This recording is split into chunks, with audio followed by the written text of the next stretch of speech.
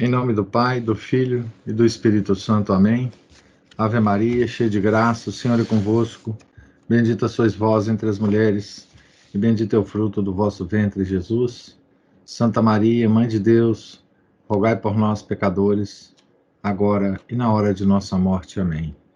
São Felipe Neri, rogai por nós. Nossa Senhora de Fátima, rogai por nós. Em nome do Pai, do Filho, do Espírito Santo. Amém. Então, estamos na página 87 da biografia de Santa Gema Galgani, escrita pelo Padre Germano, seu diretor espiritual, Padre Passionista. Então, nós vimos no nosso último encontro a revelação que Nosso Senhor fez a Santa Gema sobre os padres passionistas que estavam na cidade dela, numa certa ocasião, e Jesus disse para ela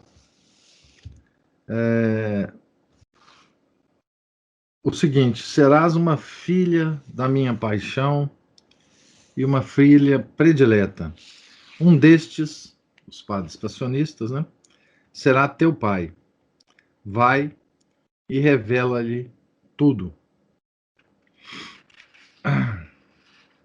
Gema, tomando as referidas palavras no sentido literal, isto é, que seria um dia passionista, ficou transportada de alegria. Gozava também a piedosa Virgem, por sentir desfeita em seu coração a grande repugnância anterior em manifestar os prodígios de que tinha sido favorecida. E querendo logo obedecer à voz de Deus, correu a se apresentar a um daqueles padres. Ajoelhada a seus pés, com a mesma franqueza que usava quando confessava seus pecados, revelou tudo, terminando pelos estigmas e pela dificuldade que tinha em se abrir com o confessor ordinário. Lembramos que o confessor dela, o padre Volpe, né, era o confessor ordinário que ela tinha, né? Ela foi ao padre passionista e revelou tudo, né? Aqui tem uma nota, a nota 5, de pé de página, dizendo a respeito das palavras de Nosso Senhor, né, o seguinte: aqui revela-se a Santa Gema sua presença, sua pertença espiritual aos passionistas, e que será um passionista seu pai espiritual. O autor deste livro, o venerável Padre Germano, que foi exatamente o pai espiritual dela, né? O pai fundador dos passionistas, né, São Paulo da Cruz, foi grande diretor espiritual que, com sua ajuda, grandes almas foram conduzidas à santidade, seja no claustro, seja no estado secular, como a venerável Lúcia Burlini. Na história, podemos citar vários santos e outros diretores espirituais passionistas. São Vicente Maria Strambi e a beata Ana Maria Taige, que foi mãe de família. E a venerável Maria Lúcia Maruise, monja servita.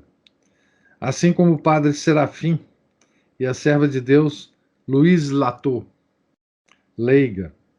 O servo de Deus, Padre Generoso, e a venerável Lúcia Mangano, Ursulina, o Padre Inácio e a serva de Deus, Edvige Carbone, leiga, e o próprio Padre Germano, né? Maravilhado por essas revelações e pela ingenuidade da donzela, aquele sacerdote a animou e exortou a conservar-se humilde e reconhecida aos divinos benefícios. E a respeito daqueles fatos extraordinários, querendo primeiramente pensar mais, antes de lhe dar sua opinião, prometeu que quando voltasse a Luca, a ouviria de novo. E nesse ínterim, depois de tê-la deixado contente sobre outros pontos em que o consultou, impôs-lhe, como preceito formal, que manifestasse tudo ao seu primeiro confessor. O principal dos assuntos em que Gema lhe falara foi o de poder fazer os 3 votos religiosos de pobreza, obediência e castidade. Certa de que Jesus a tinha convidado a ser passionista, parecia-lhe ser o momento propício para obter tal graça por meio de um confessor deste instituto. E este, não querendo contristá-la, permitiu-lhe que fizesse aqueles votos como devoção particular, mas só por breves prazos e com o conhecimento do confessor. Não se mostrou, porém, tão fácil em dar licença para as penitências que a piedosa jovem queria fazer, chegando a tirar-lhe das mãos os instrumentos que ela própria tinha fabricado para macerar a carne, o que, aliás, o seu confessor também já lhe havia proibido. Quão grande, pois, foi a alegria da fervorosa donzela, fazendo, pela primeira vez, aqueles 3 votos. Ela mesma o disse. Parecia-lhe ter atingido ao ápice dos seus ardentes desejos e já ser religiosa. Palavras de Santa Gema aqui agora. Eu, que tinha sempre um grande desejo de fazê-los, aproveitei aquela ocasião e os fiz desde o dia 5 de julho até a festa solene de 8 de setembro. O 8 de setembro é a festa da Natividade de Nossa Senhora, né? Para defender a nossa Gema de qualquer sentimento de capricho, por ter se mostrado um pouco indecisa até então em se manifestar ao confessor ordinário, devemos notar em que difíceis condições este se achava no seu árduo ministério. Além dos múltiplos cuidados do seu cargo e das obras de zelo a que se aplicava desde a manhã até a noite, tinha sob sua direção tão grande número de almas que lhe era quase impossível atender a todas. Seu confessionário estava sempre rodeado, e embora aí passasse muitas horas do dia e não se apressasse, quando via maior necessidade em certas almas, algumas pessoas sentiam não poder obter que ele lhes dedicasse mais tempo pelas mesmas razões apontadas. Padre Volpe está falando aqui, né? Quanto maior não seria então a dificuldade quando, entre as almas que pela graça divina eram guiadas pelos caminhos extraordinários, havia uma como a nossa Gema. A boa donzela bem compreendia tudo e sofria por este motivo. Muitas vezes, por não lhe poder falar no confessionário, escrevia-lhe para lhe confiar ora uma, ora outra graça que Deus lhe ia concedendo. Porém, não era suficiente para uma direção, pois que devia sempre ir obter a resposta no confessionário, onde o pouco tempo de que o padre podia dispor não correspondia às suas necessidades. Eu imagino como é que deve ter sido, né, essas confissões de Santa Gema, né? E o quanto o confessor não deve ter ficado abismado com as coisas, né? E também preocupado, né, em dar as devidas orientações, né? Era muita responsabilidade, né? E o confessor conhecia ela desde muito menina, né? Refletindo bem sobre esse assunto, e querendo ajudar a Gema, aquele sacerdote passionista, aquele da primeira vez, né? Quando voltou a Luca, depois de ter-lhe novamente falado, encarregou-se de entender-se diretamente sobre ela com o seu confessor. Todavia, os acontecimentos mostraram que os temores e a repugnância de Gema não eram infundados.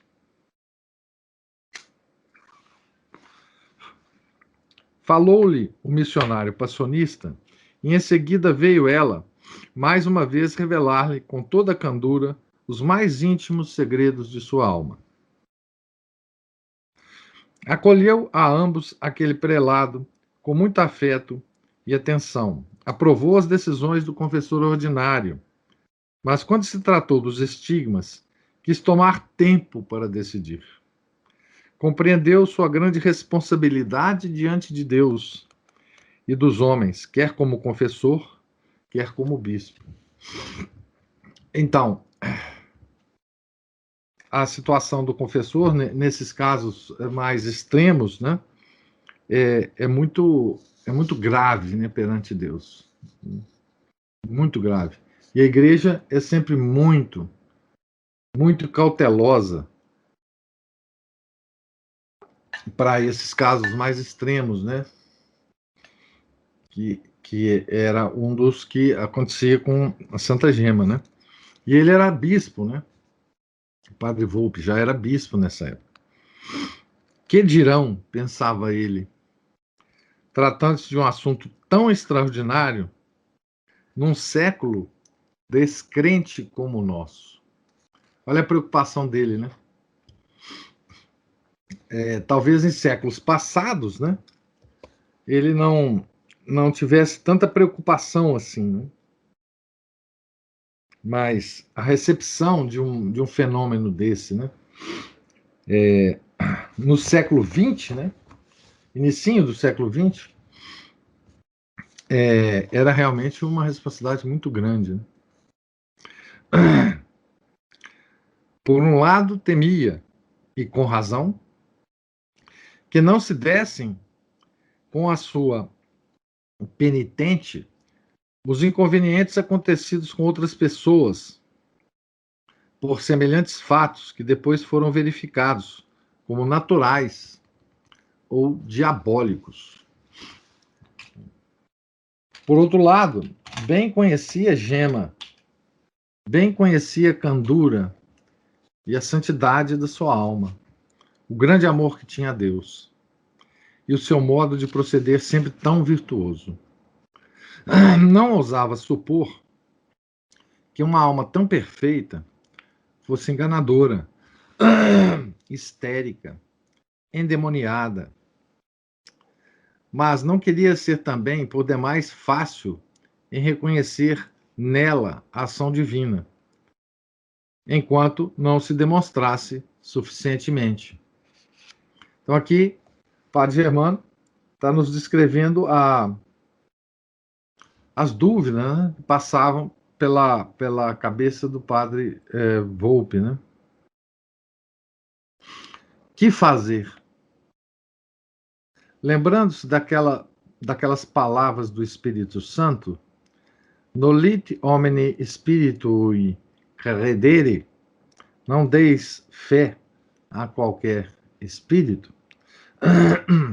na carta de João, primeira carta de João, capítulo 4, versículo 1, quis primeiramente experimentar e ter certeza se verdadeiramente era Deus o que se passava com ela, era de Deus o que se passava com ela, ou se seria um fenômeno que pudesse ser explicado de outro modo.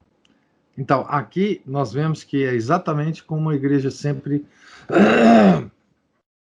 fez, né? Até pouco tempo atrás,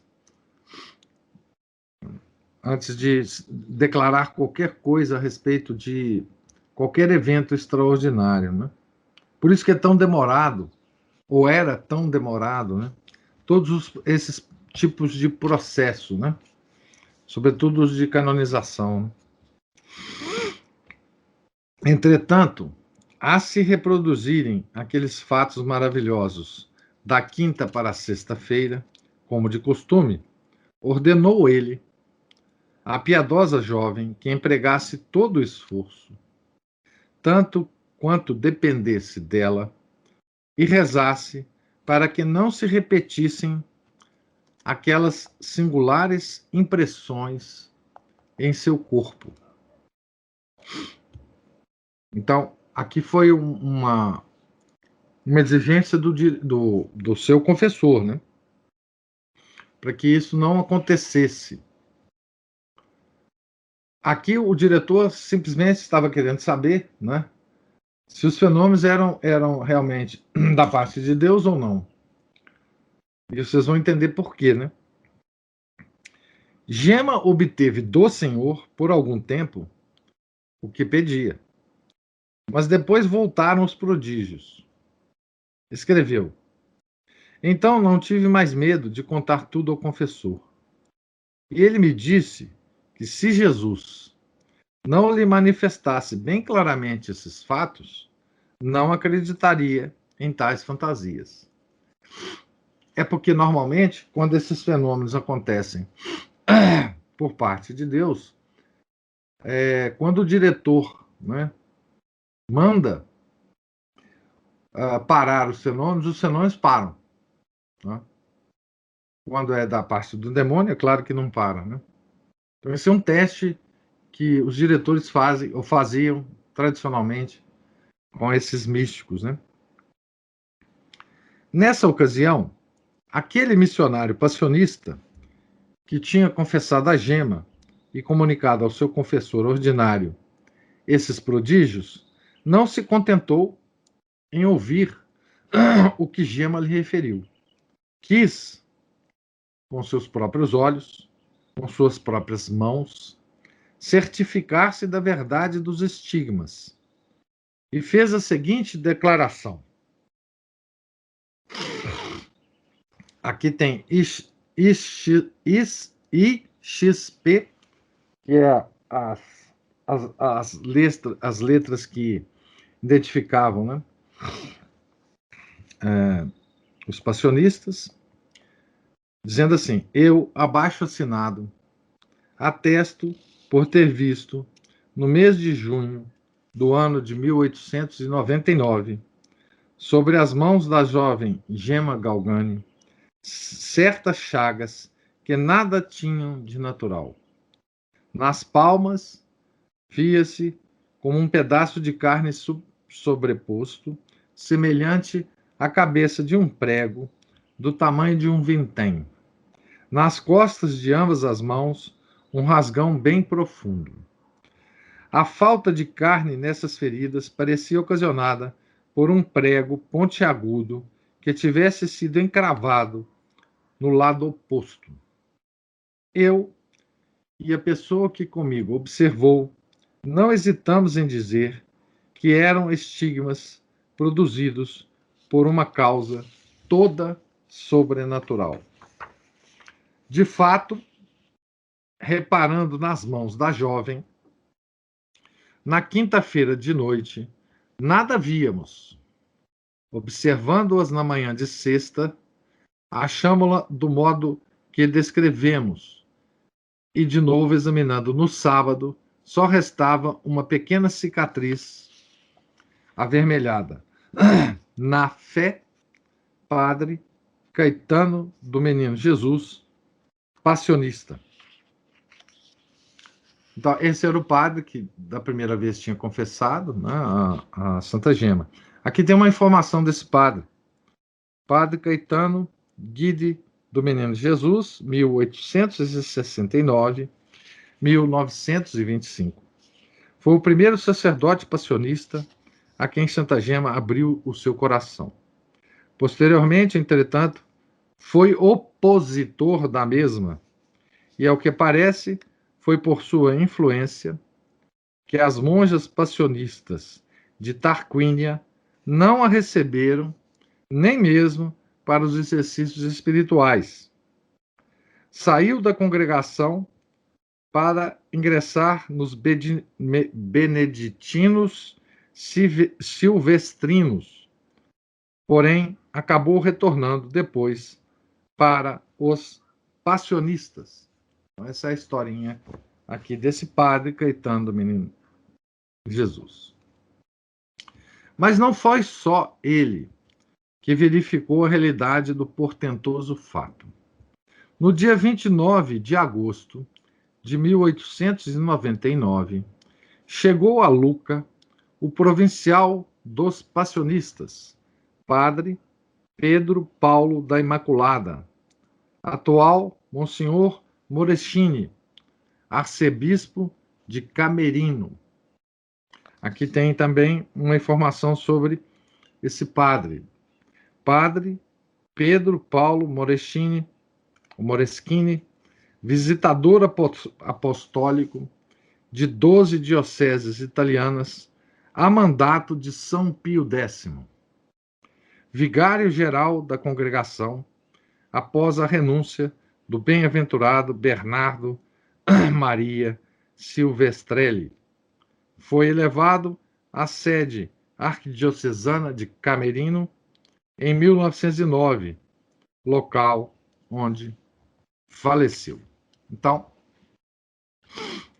esse era, na época, era o provincial dos passionistas, né? Que foi então verificar o fato com a Santa Gema, né? Havia pouco tempo que Gema tinha entrado em casa dos Giannini, como contarei em breve. Essa casa onde ela está e que acontece essas coisas todas, não é aquela casa pobre dela, com a família que ela tinha, não. Daqui a pouco o padre vai contar a história dessa casa. Da sua visita àquela família, e pelo que se refere a Gema, escreveu um longo relatório, que será bom acrescentar aqui para que o leitor fique bem informado desses acontecimentos. Escreveu ele. Veja bem, esse padre, ele devia ser um padre muito cauteloso e muito detalhista, porque ele foi visitador apostólico nomeado pelo Papa São Pio X. Então, essas pessoas têm um caráter. O visitador apostólico, ele escreve relatórios, né? Então ele tem que ter talento para isso, né? Talento de observação, etc, etc. E o Papa São Pio X não ia nomear qualquer um, né? Principalmente na Itália, que ele devia conhecer, né? O Papa São Pio X era italiano, da Gema, né? Foi camponês, né? Então vamos ver o relatório do padre Pedro Paulo da Imaculada. Uma parte do relatório aqui, né? Tendo ouvido falar desta jovem, com quem se davam fatos extraordinários, desconfiei de que se tratasse de simples ilusões femininas e quis assegurar-me com meus próprios olhos. Dirigi-me àquela casa numa terça-feira e, vendo-a, tive a inspiração de suplicar ao Senhor que se dignasse dar-me um sinal palpável se era, com efeito, ele o autor daqueles fatos extraordinários. Interiormente, sem comunicá-lo a ninguém, pensei em dois: o suor de sangue e a aparição dos estigmas. Então ele pediu a Deus que produzisse isso na Santa Gema, né? Chegada a tarde, a piedosa donzela se retirou para fazer suas costumadas orações diante da imagem de Jesus crucificado. Depois de alguns minutos, estava arrebatada em êxtase. Entrei e vi com meus próprios olhos que estava toda transfigurada, à semelhança de um anjo, se bem que imersa em profunda dor. Da cabeça, do rosto e das mãos corria sangue vivo. E julgo que se dava o mesmo em todo o resto do corpo. continuou assim a derramar sangue durante meia hora, embora não escorresse até o chão, porque tão logo brotava, tão logo secava. Retirei-me comovido, e Gema, quando voltou a si do êxtase, achando-se só com a tia, disse-lhe: o padre pediu 2 sinais a Jesus. Jesus me disse que um já lhe deu e o outro dar-lhe-á igualmente. Imagina, Gema não sabia desse pedido do padre a Nosso Senhor, né? Mas Nosso Senhor revelou a Santa Gema esse pedido do padre. Falou: olha, vou dar esse sinal para ele, né? À noite, a dita senhora interrogou com empenho. Seu relatório do padre, hein? Senhor padre, outro sinal que vossa reverendíssima pediu seriam as chagas? Eu fiquei atônito e ela continuou: digo isso porque, se foi assim, Gema já as tem abertas. Caso raro até agora, ela só os tem tido nas quintas e sextas-feiras. Venha e veja. Fui e encontrei aquela bendita criatura em êxtase, como da primeira vez, com as mãos transpassadas, digo transpassadas, de um lado a outro, com grandes chagas dentro da carne, onde corria sangue em abundância. Durou o tocante espetáculo uns 5 minutos, do qual ele faz uma minuciosa e perfeita descrição, coincidindo exatamente com o que eu tinha feito. Isso é o padre Germano que fala aqui, né? E cessando o êxtase, desapareceram o sangue e as feridas, e a pele, antes dilacerada, voltou repentinamente ao estado natural, tão facilmente que foi suficiente mandar-lhe lavar as mãos para que tudo desaparecesse. Então Jesus produziu para esse padre, né, um resumo, numa terça-feira, que não era comum, né? Um resumo das coisas que aconteciam com Santa Gema. Né? Jesus me tinha atendido. E eu, agradecendo-lhe, depus toda a dúvida desfavorável, ficando firme em crer que digitus Dei est hic. O dedo de Deus está aqui. Então termina assim a descrição do padre Pedro Paulo da Imaculada. Né? Diante de tais atentados, não sei se a palavra é atentados, mas, enfim, está aqui no livro, né? Monsenhor Volpe compreendia cada vez mais a sua delicada posição. Julgou, então, que deveria proceder com a maior prudência e reserva. Depois de maduro exame, resolveu fazer uma experiência que lhe parecia decisiva. Quis que um distinto médico da sua confiança, tão piedoso e crente como sábio, o informasse acerca dos estigmas de Gema. Nada disseram à serva de Deus, mas Jesus quis preveni-la do que pretendiam fazer. Então, não disseram nada para Gema, mas Nosso Senhor disse, né? Olha que as coisas extraordinárias que aconteciam com essa moça, né? Essa santa moça. Gema diz na sua autobiografia: Monsenhor julgou acertado mandar-me examinar por um médico sem me avisar. Mas Jesus me preveniu com essas palavras: diga a teu confessor que, em presença do médico, nada farei do que ele deseja. Por ordem de Jesus, assim fiz. Avisei ao confessor. De fato, Gema escreveu-lhe: ontem à noite, Jesus me disse que transmitisse à vossa reverendíssima o seguinte: deves dizer a teu confessor que qualquer sinal que ele quiser de mim, eu lhe darei, contanto que esteja só. Tenha certeza de que não se trata de uma doença, como supõe. Isso foi o que Santa Gema escreveu ao confessor, né? À vista dessas palavras, que decisão tomaria o bispo? Iria sozinho? Pela sua inspeção somente, não se animaria a tomar a responsabilidade, porque, se tratasse de uma doença, ou, digamos antes, de efeitos de autossugestão, ele por si não poderia desfazer a dúvida. Eu queria chamar a atenção para vocês uma coisa muito interessante. Nós estamos aqui no final do século XIX, início do século XX, né?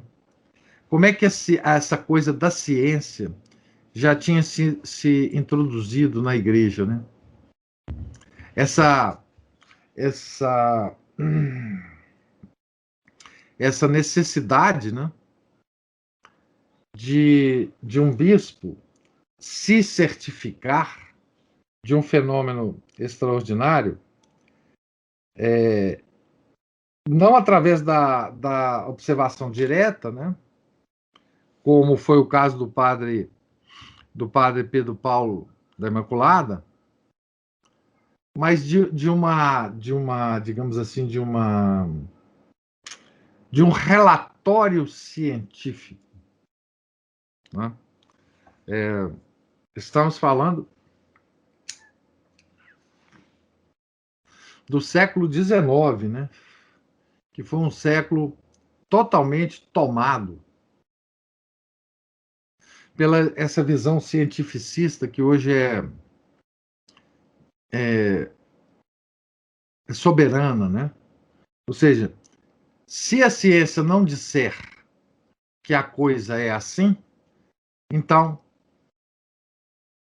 né? Então as coisas ficam complicadas, né? Vocês vejam, por exemplo, todos os esforços científicos, né, que ocorreram no século XX sobre o Santo Sudário, né?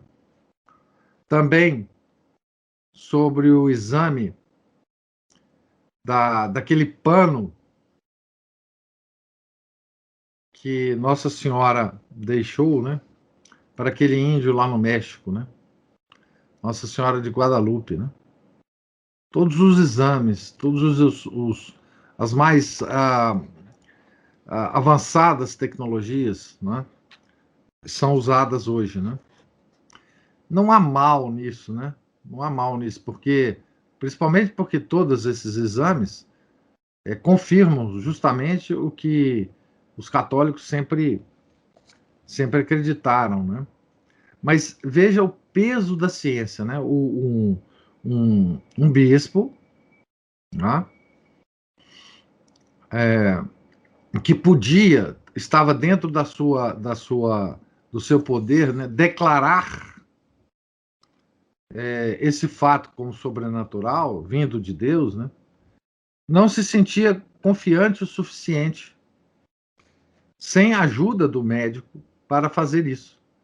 Nem perante a si mesmo, mas principalmente perante os outros, né? O que esse século, é aquela pergunta que ele se fazia, né? O que esse século descrente iria pensar de mim, né?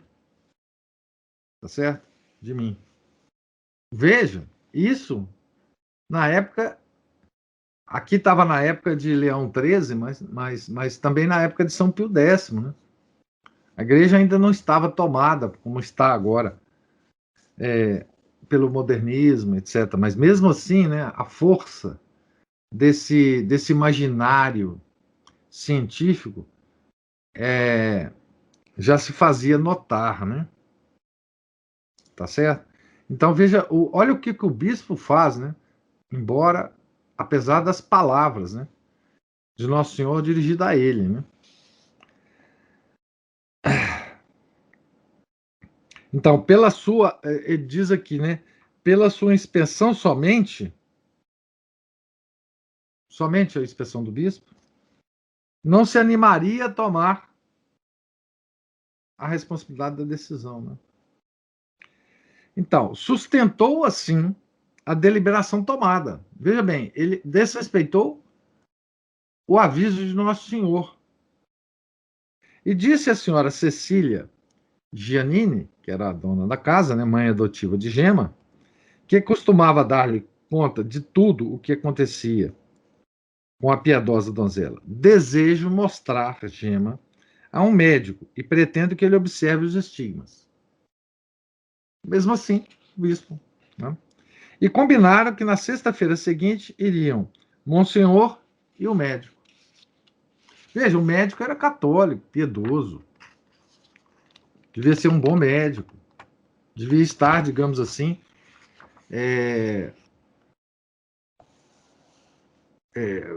devia ser conhecedor das modernas técnicas, né, daquele momento da medicina, não é?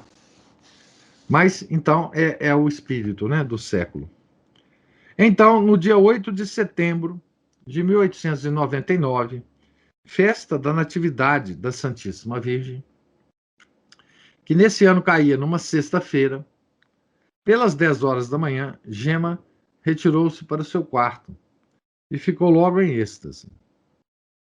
Voltando a si, às 11 horas, escreveu algumas linhas ao bispo, dizendo-lhe que, se quisesse vir, viesse só, não trazendo ninguém consigo, porque Jesus não estava contente e não lhe permitiria ver coisa alguma.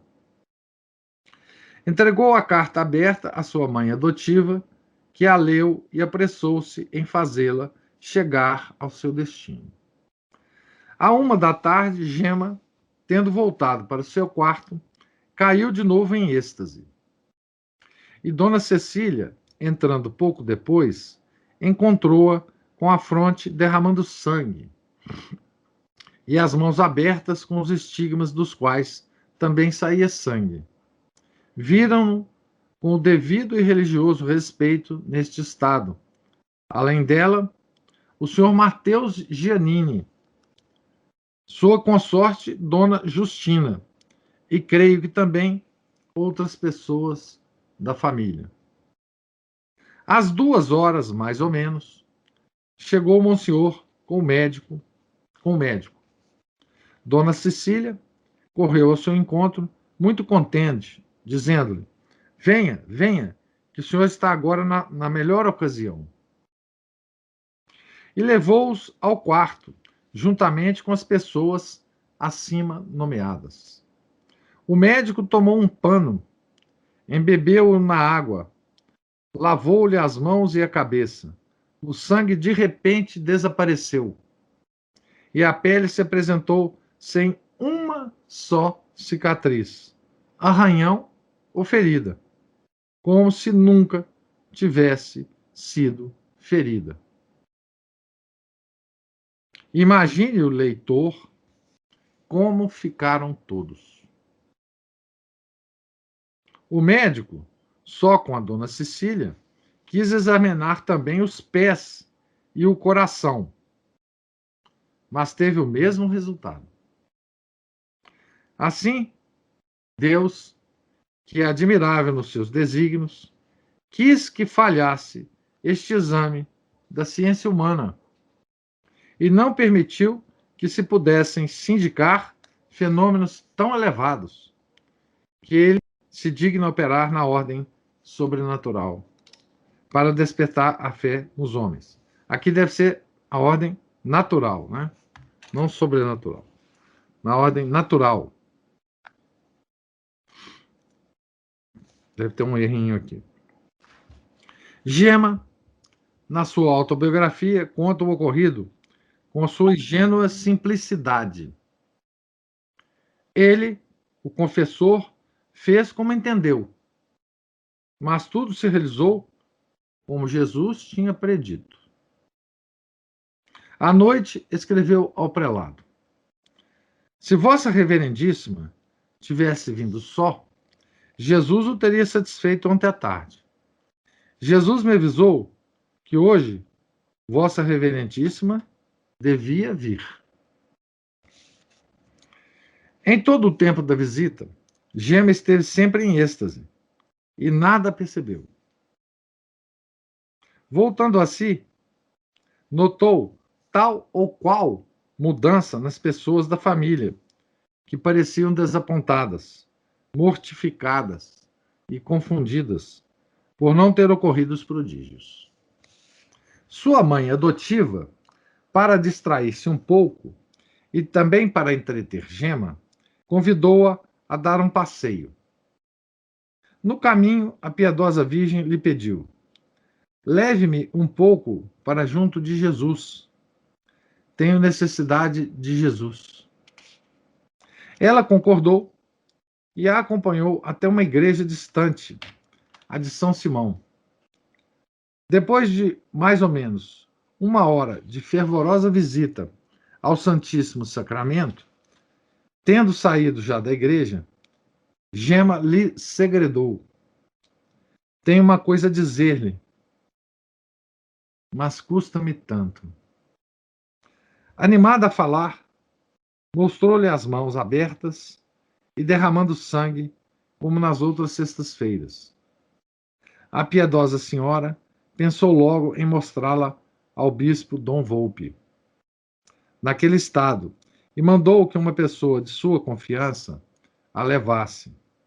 Então viu ele, com seus próprios olhos, não só o sangue, como também as pequenas feridas nas mãos, de onde corria. O prudente prelado disfarçou a sua admiração para não dar à devota jovem o menor motivo de vaidade, contentando-se com observar-lhe as mãos e despediu-a logo. Deste modo, o Senhor, na sua misericórdia, quis atenuar a humilhação da sua serva e levantar o espírito do confessor e das outras pessoas que tinham assistido à infrutuosa visita do médico. Então, esse é um exemplo, né, que a gente tem, né,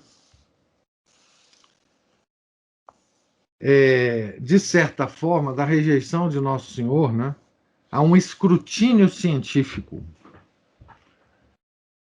E aqui isso assim, é muito significativo, né, que isso tenha ocorrido, né? É como um pré-aviso de Nosso Senhor, né?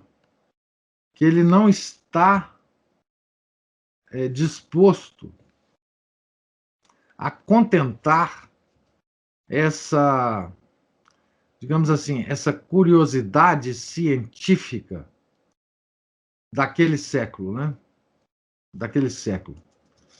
Então, ele esconde do olhar curioso a sua obra.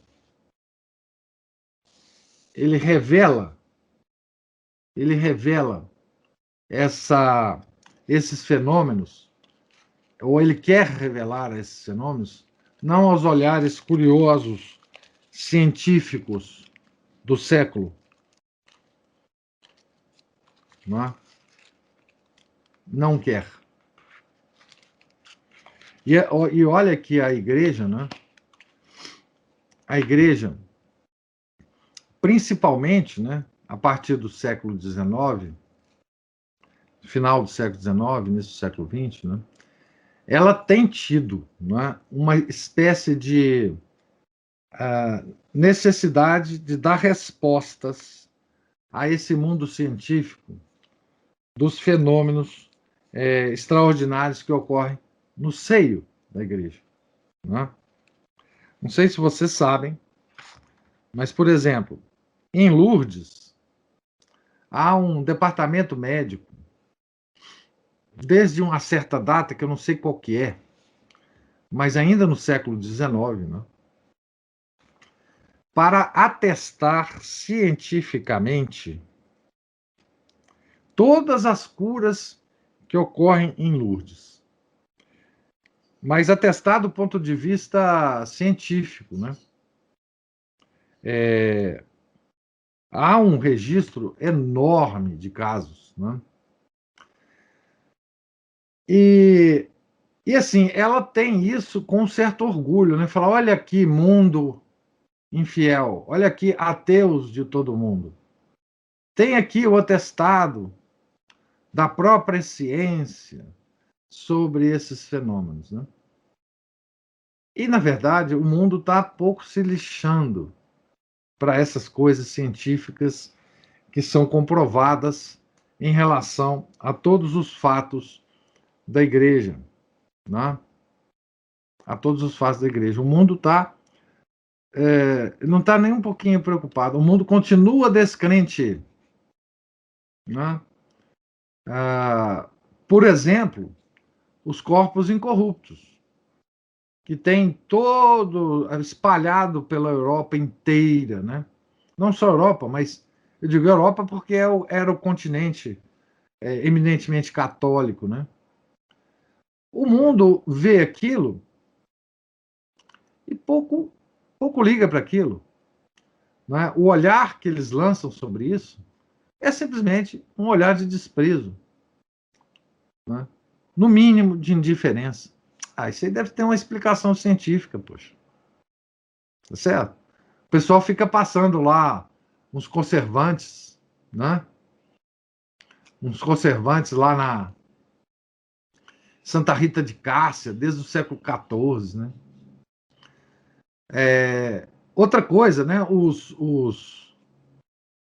As hóstias que sangram hoje, né? Que são examinadas pela ciência, né? E nós sabemos, por exemplo, que não muda nada para a nossa fé, obviamente, né? Que todas as hóstias que sangram o mesmo tipo de sangue e que a, a hóstia, as células que essas hóstias representam são as células as células de um coração humano, não é? E que, enfim, isso é de conhecimento científico, atestado por médicos, inclusive ateus, né? Inclusive ateus.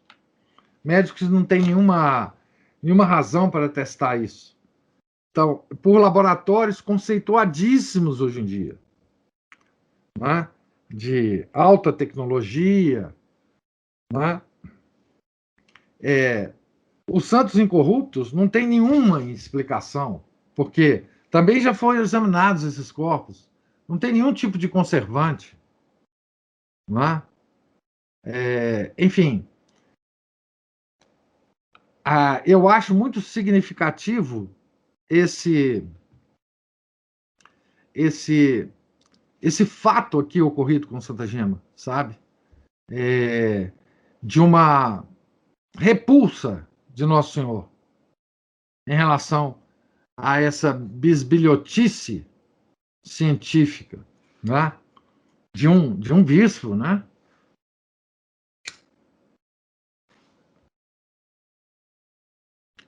Ele está a nos dizer que tudo bem, sejamos cautelosos, né? Que a igreja deve ser cautelosa mesmo. Ele não está dizendo de outra forma, né? Mas usemos os critérios da igreja. Por exemplo, qual é o critério da igreja?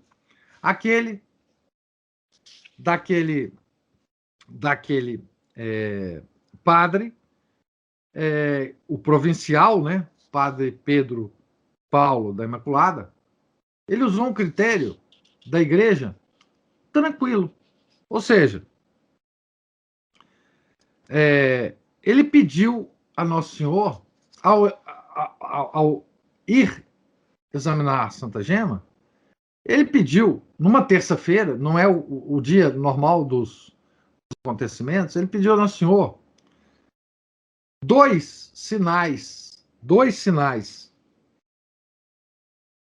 né? O suor de sangue e a aparição dos estigmas. Santa Gema não ia acontecer nada com ela naquela terça-feira, certamente. Mas na presença do bispo, atendendo o pedido do padre, atendendo o pedido do padre, Nosso Senhor produziu isto que o padre pediu a ele para produzir.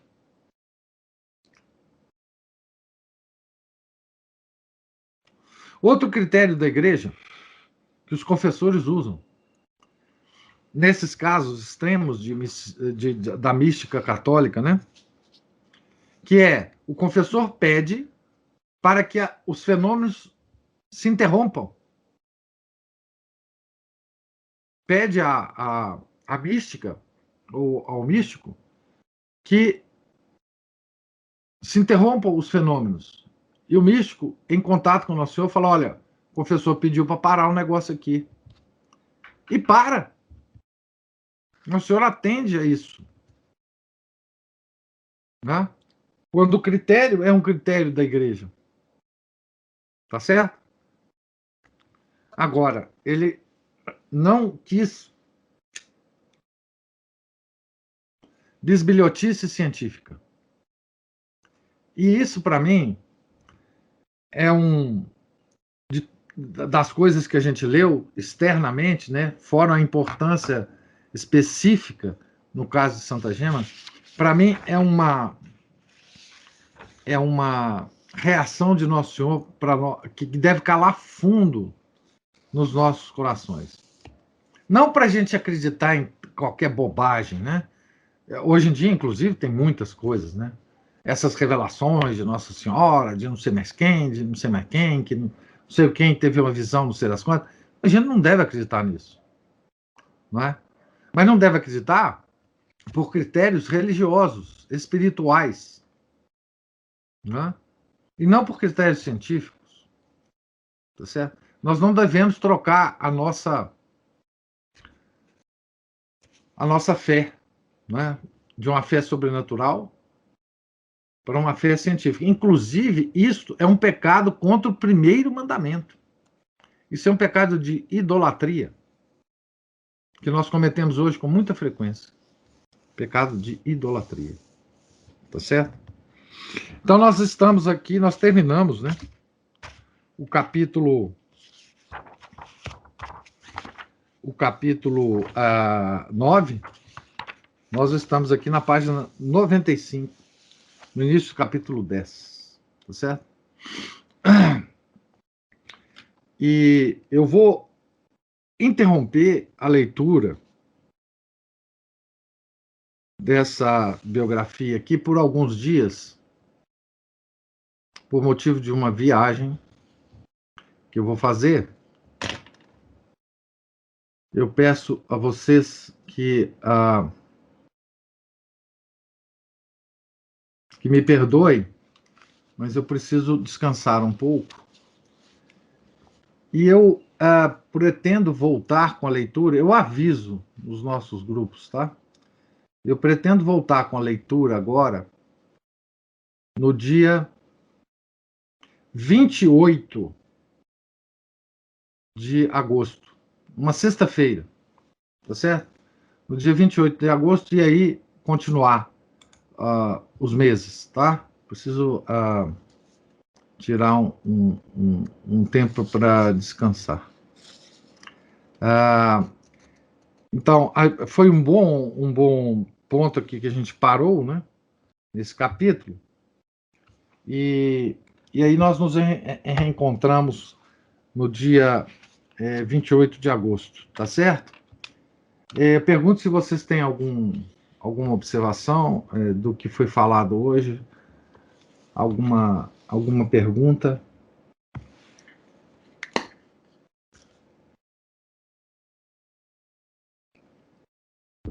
Então, Deus lhes pague aí a presença, a paciência de me ouvir. Tá certo? Tenham todos um santo dia, uma santa semana. Professor, bom proveito na viagem. Opa! Muito obrigado, meu caro. Tudo de bom, professor. Salve Maria. Tá bom, salve Maria. Em nome do Pai, do Filho e do Espírito Santo. Amém. Ave Maria, cheia de graça, o Senhor é convosco. Bendita sois vós entre as mulheres, e bendito é o fruto do vosso ventre, Jesus. Santa Maria, Mãe de Deus, rogai por nós, pecadores, agora e na hora de nossa morte. Amém. Santa Gema Galgani, rogai por nós. São Felipe Neri, rogai por nós. Nossa Senhora de Fátima, rogai por nós. Em nome do Pai, do Filho e do Espírito Santo. Amém.